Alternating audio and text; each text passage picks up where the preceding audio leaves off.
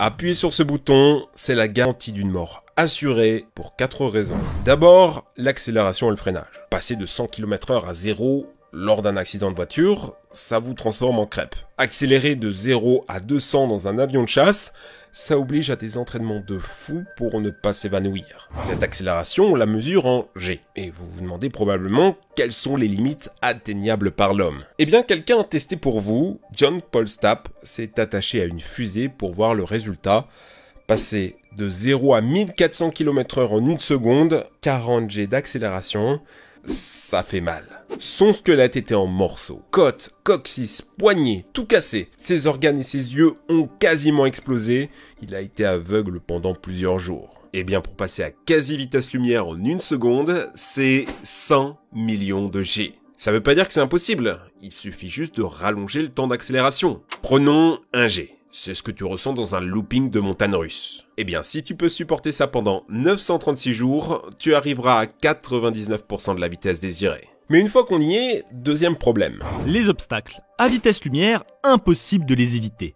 Planètes, soleil, astéroïdes, vous allez tout vous prendre en pleine poire. Mais imaginons que vous arrivez à trouver un itinéraire de pur vide spatial. Eh bien, ça ne suffira pas. L'espace n'est jamais vide. On trouve au moins une particule tous les centimètres cubes. C'est peu, oui, mais à ces vitesses, c'est suffisant pour vous tuer. À 99% de la vitesse de la lumière, si vous entrez en collision avec une poussière, l'énergie de l'impact serait équivalente à une explosion d'une bombe nucléaire. Les poussières d'étoiles étant partout, l'espace serait pour vous un champ de mine nucléaire. Mais disons qu'on a passé l'aspirateur sur votre chemin et que tout est clean. Bon bah toujours pas, car troisième problème, les radiations. Un simple contact avec un atome d'hydrogène et nous voilà à lui transférer tellement d'énergie que son noyau deviendrait mortellement radioactif. L'hydrogène, c'est ce qu'il y a de plus commun dans l'espace. 127 000 atomes dans chaque mètre cube de vide. C'est ce qui se traduit par une dose radioactive relative de 61 sieverts toutes les secondes en permanence. L'homme ayant reçu la plus grande dose de radiation au monde, c'est Hisashi Ushi. Je vous passe les photos, mais toute sa peau s'est liquéfiée et détachée de son corps. Pourtant, il n'avait reçu que 17 sieverts au total. Le seul moyen d'éviter ça, ce serait de vous faire un bouclier en plomb de 4,4 km d'épaisseur, ce qui augmenterait exponentiellement le nombre de collisions. Bref, la destruction assurée. Mais il y a une dernière raison pour laquelle vous ne voulez pas aller à la vitesse lumière. L'expansion de l'univers. On va dire que vous avez eu de la chance. Aucune planète, aucune poussière, aucun atome d'hydrogène sur le trajet. Vous avez réussi à vous mettre dans un vide total de matière. Eh bien, il se peut que vous rencontriez un destin plus funeste que toutes les morts décrites dans cette vidéo. Pourquoi? Parce que l'univers est en expansion et qu'il n'y a aucune limite à sa vitesse. Pour le comprendre, mettez 2 fourmis sur un ballon gonflable. Si on gonfle très vite le ballon, les fourmis s'éloignent les unes des autres à une vitesse supérieure à leur propre vitesse de marche. Imaginez maintenant que les fourmis c'est la lumière et le ballon, l'univers qui se dilate. Du coup, en voyageant un peu trop longtemps et un peu trop loin de la Terre à vitesse lumière, vous finiriez par devenir plus lent que l'expansion de l'univers. Traduit plus simplement, vous êtes piégé pour l'éternité. Telle est la punition pour avoir voulu égaler la vitesse des dieux. Une prison sidérale éternelle, un long rêve noir.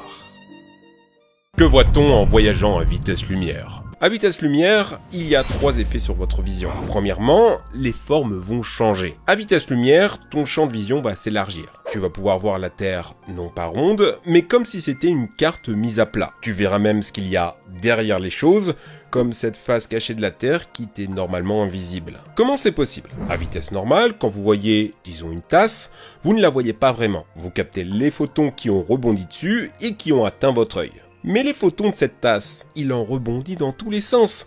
C'est juste que vous n'en captez qu'une petite partie. C'est ce que permet la vitesse lumière. Sur votre trajectoire, vous allez capter en un seul coup quasi tous les photons émis. Ceux qui partent en bas, ceux qui partent en haut, et même en avançant un peu, ceux qui partent de derrière l'objet. Il y a quand même un angle mort, vous voyez pas à 360 degrés, c'est comme faire un mode panoramique sur téléphone et s'arrêter avant la fin. Deuxième effet, les couleurs vont changer. Tu as déjà entendu une ambulance, quand elle s'éloigne de toi, le son devient plus faible, mais surtout plus grave. L'explication, c'est les ondes sonores. Avec la vitesse, elles se dilatent et paraissent plus graves. C'est ce qu'on appelle l'effet Doppler. Eh bien, la même chose peut arriver avec la lumière. Parce que la lumière est aussi une onde. L'équivalent du son grave, c'est le rouge et l'infrarouge. L'équivalent de l'aigu, le violet et l'ultraviolet. Or, plus notre vitesse se rapproche de celle de la lumière, plus on raccourcit les longueurs d'onde qui sont en face de nous. On les tasse, on les compresse. Le monde devient donc violet. A l'inverse, les longueurs d'onde derrière nous s'étirent, les couleurs virent à l'infrarouge, et donc pour notre vision humaine, tout est noir. Ce phénomène a un nom scientifique, l'effet Doppler extrême. Pour illustrer ça, un groupe du MIT a fait un jeu, Slower Speed of Light. Le but est simple, vous êtes un enfant fantôme qui veut absolument voir ce que ça fait d'être un photon. Il doit pour ça récolter des orbes magiques qui vont réduire la vitesse de la lumière, relativement à lui, ce qui va lui permettre de voir comme un photon à vitesse d'une marche normale. Comme vous le voyez, le monde passe bien au bleu et au violet. Notez quand même que les humains deviennent rouges. Pourquoi? Comme vous le savez, votre corps émet de la chaleur et donc des infrarouges. Invisibles normalement, mais en les tassant, en les compressant, vous rétrécissez leur longueur d'onde, vous les rendez visibles en rouge donc. Ainsi devant vous, il y a des ultraviolets et derrière des infrarouges, mais entre les deux, vous aurez tout le spectre visuel qui se tasse aussi, donnant cet effet arc-en-ciel comme dans cette vidéo. Enfin, ça c'est juste théorique. Dans la réalité, vous ne verrez juste aucune couleur. Pour la simple et bonne raison que les photons vont s'accumuler dans vos yeux au point de vous donner une vision toute blanche. Troisième effet, ta capacité à percevoir va changer. Immobile, votre champ de vision est de 124 degrés, mais avec la vitesse, sur l'autoroute, vous avez peut-être remarqué que ça se rétrécit. Autour de vous, ça devient flou car votre cerveau doit traiter trop d'informations et choisit de se concentrer sur le centre de l'image. On appelle ça l'effet tunnel. En voiture, à 130 km/h, vous ne voyez plus qu'à 30 degrés. Dans un avion de chasse, à 2400 km/h, c'est à 1 degré. Pour vous donner une idée de ce que ça représente, collez une pièce de 10 centimes sur le mur, puis écartez-vous de 2 pas. La pièce représente le champ de vision, tout ce qui est autour ne sera pas traité par votre cerveau. Vous voyez le problème arriver? La lumière est 1 million de fois plus rapide qu'un avion de chasse. Votre cerveau n'aura le temps de traiter aucune information. Maintenant, qu'est-ce que ça fait tous les effets cumulés? C'est très difficile de trouver des simulations correctes et satisfaisantes de ce qu'on voit à vitesse lumière. À des fins de vulgarisation, on est obligé d'éliminer certains aspects. La meilleure existante a été faite par des chercheurs pour la télévision allemande et ça cumule bien tout ce qu'on a dit. Le rétrécissement de notre vision, l'accumulation des photons au centre et les images qui vont passer vers infrarouge sur les bords et l'arc-en-ciel entre les deux.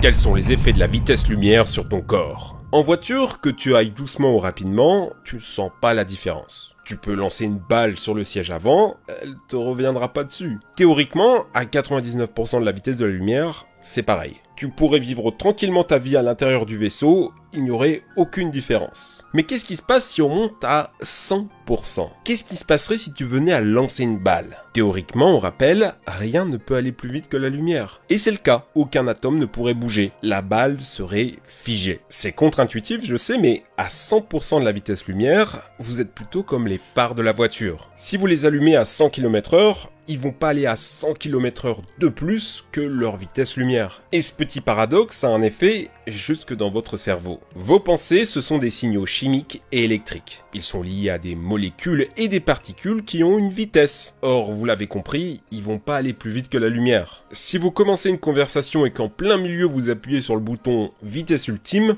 tout votre équipage sera figé, et à l'arrivée, vous reprendrez la conversation comme si vous n'aviez jamais été interrompu. Ce que je viens de dire n'est vrai que si vous atteignez 100% de la vitesse lumière. Disons qu'on est à 99,999%, genre 1 km/h de moins que la lumière. Si je lance la balle, elle ira plus vite que les 1 km/h manquants, et elle va se figer dans les airs, non? Non. Elle va atterrir normalement. Pourquoi? Parce qu'avec la vitesse, vous allez dilater le temps. Vous avez forcément déjà entendu parler du paradoxe des deux jumeaux. Deux jumeaux se séparent, l'un reste sur Terre et l'autre voyage 1 an à 99% de la vitesse lumière. À son retour, surprise, le jumeau resté sur Terre est devenu plus vieux que lui de 7 ans. Cette expérience, on la teste tous les jours. Dans l'espace, des satellites filent à 6 km par seconde, un 50 millième de la vitesse lumière, ce qui décale leur horloge de 35 microsecondes tous les jours. Et faut pas croire, c'est un véritable problème car ça décale les positions de votre GPS sur Terre, qui doit les corriger constamment. Ce temps perçu par rapport à un référentiel, il peut se calculer avec une formule, et comme vous le voyez, plus vous allez vite, plus le décalage s'accélère. Il tend vers l'infini. Ça nous amène au problème numéro 1 de cette vidéo, E égale mc2. Si les photons peuvent atteindre la vitesse lumière, c'est qu'ils n'ont pas de masse. Alors que vous, ben si, vous ne pourrez donc jamais aller à la même vitesse qu'eux. Vous pouvez vous en approcher, hein, genre 99,99%, mais jamais l'atteindre. Vous allez devoir mettre une énergie infinie pour atteindre une vitesse infinie. Donc, comme on l'a vu sur cette courbe, vous finissez par indéfiniment dilater le temps. Vous vous souvenez quand je vous ai dit que vous pouvez lancer une balle même dans un vaisseau qui va à 1 km/h de moins que la lumière? C'est contre-intuitif, normalement la balle devait se figer. Eh bien non, le temps l'empêchera simplement d'atteindre la vitesse lumière, la trajectoire de la balle sera normale, sauf qu'en regardant depuis l'extérieur du vaisseau, c'est comme si elle était devenue extrêmement lente. Le temps s'est ralenti dans un référentiel donné. Comprenez bien, la lumière n'est pas une vitesse fixe, c'est une infinité hors de portée. Si on part de ce postulat, ça donne quelque chose d'assez badant. Le photon qui a été créé à l'époque du Big Bang, pour lui, c'est comme s'il venait de naître. Pour lui, tout est infiniment dilaté. L'infinité du temps apparaît devant lui comme une seule et même image. Il est tel Dieu, hors de toute temporalité humainement compréhensible.